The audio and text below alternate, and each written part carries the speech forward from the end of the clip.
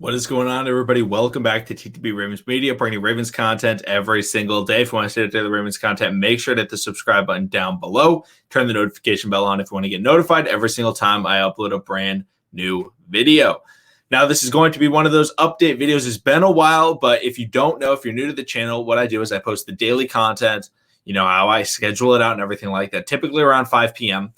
Eastern time. And I make those videos. However, whenever there's, practice news, any sort of press conference, I will take all of that information. I'll try and recap it so that everybody has it, because it's very annoying to go through. And sometimes you don't have, 45 minutes to go watch the press conferences or something like that. So if you miss it, you can check these out. I give them out. They typically have the black background for the thumbnail. The title's typically always Ravens training camp update, and it'll have the date. But if something like major happens, if somebody gets hurt, that'll be in the title. But this is one of those videos. And so training camp is back. Today is Tuesday, July 27th, and we got to hear from Tyus Bowser, Calais Campbell, and Mark Andrews.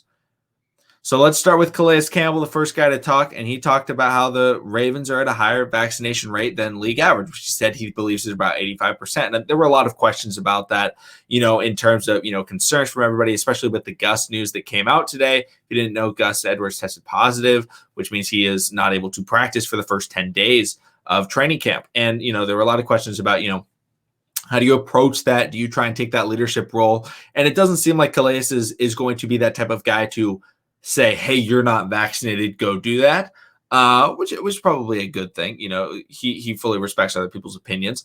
I don't try and get too political on this channel. I just try and say, what's going on. But, he's not saying that. However, at the same time, he said, if people come to him and they ask him questions, he will give his advice. He says he's not an expert. However, he does know experts. And, if they're looking to talk to an expert, he can point them to them and get them in contact and things like that. So Calais has always taken that leadership role pretty seriously.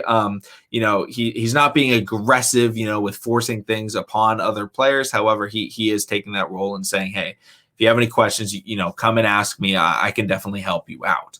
Calais also talked about, him being a veteran, 17-game season. And the biggest thing, I thought it was really good advice, not just for football. I think it was really great advice for just, living. And he talked about, it's a big change. However, you gotta embrace the change, because if you're going to go out there and be like, oh no, this sucks, and complain about all that type of stuff, you're not going to be able to get through it. You got to take it one game at a time. And the big thing he talked about is that, well, now we got to get that. You got to get that bye week. That just provides more incentive to go after that, because the question was initially asking about, how do you prepare your body for the 17-game season? And he's just like, you know what, one game at a time, embrace it, have fun with it, do all that type of stuff. Don't be overly upset or things like that, because there was a lot of uproar when the 17-game season was announced from the NFL players.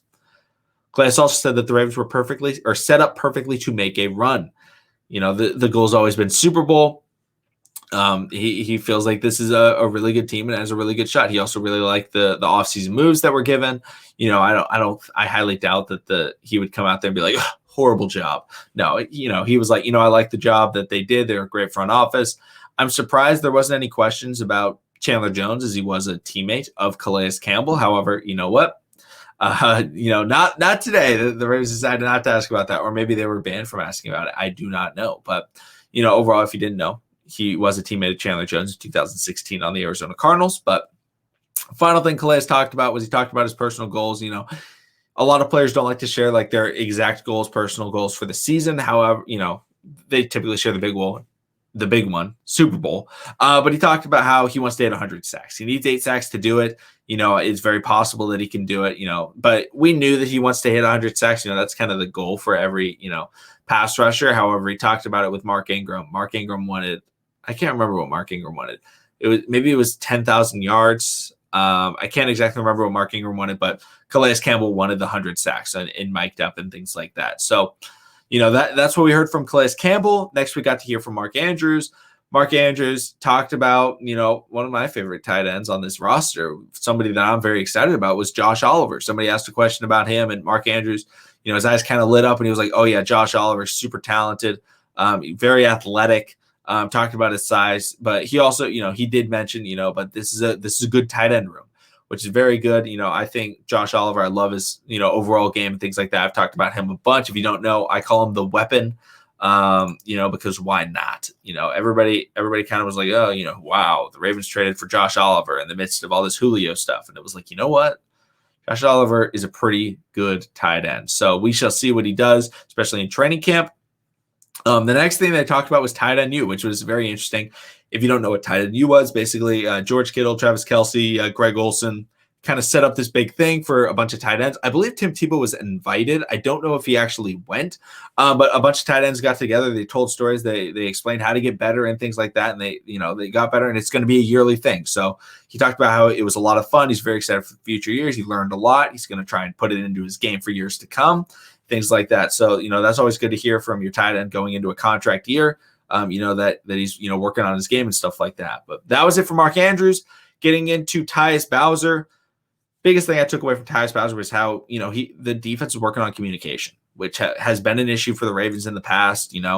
Marcus Peters, is difficult to play with sometimes because he does take bites. Obviously having no linebacker with the mic is difficult. However, Chuck Clark does a good job. He's in the box a lot. Just working on that communication is something that the Ravens need to work on. It's something that they are working on because, Tyus Bowser talked about how they want to play fast. They got a lot faster this offseason, through the draft and, re-signing Bowser. This is an athletic, fast defense, and they want to play fast, but they got to communicate first.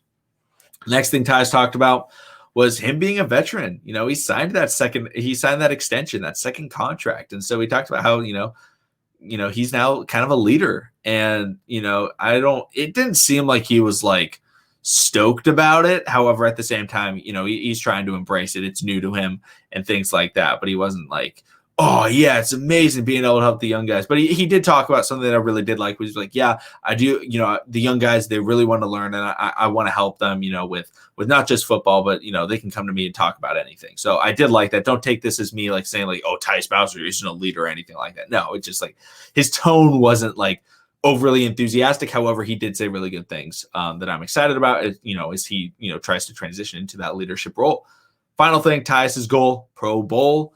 But that's going to be it for this video. That's going to be it for the update. This one was actually really long. I didn't expect it to be this long, but thank you everybody for watching. Subscribe for daily Ravens content and these types of updates. Let me know, comment down below what you took from the press conferences if you did see it. Thank you everybody for watching. I'll see all of you again tomorrow.